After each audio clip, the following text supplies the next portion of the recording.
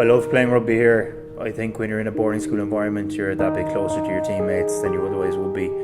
By the time you're playing senior cup, you've been living in one another's pockets for 5 or 6 years at that point, and you know each other inside and out. That's not something you get to replicate after you leave school.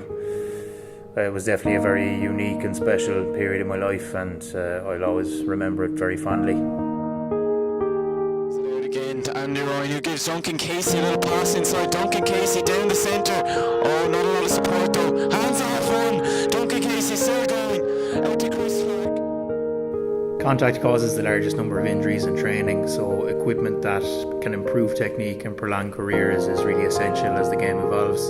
Tackling is something that I only really began to develop well when I came into the Munster Academy system, just because I didn't have enough opportunity to practice it and perfect it in school.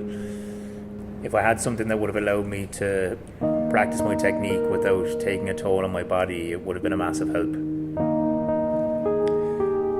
I think Shadowman is a brilliant concept. Every rugby player in the world has a use for something like this, from 10 or 11 year olds learning to tackle from the first time to someone like me who's just come back from a ruptured pec. I think every team in the world should have a couple of these at their disposal. The standard in schools rugby has transformed over the last few years. I watched a couple of senior cup games this year and I couldn't get over how big and powerful most of the lads were. Every school has a strength and conditioning coach, which is something that we didn't have.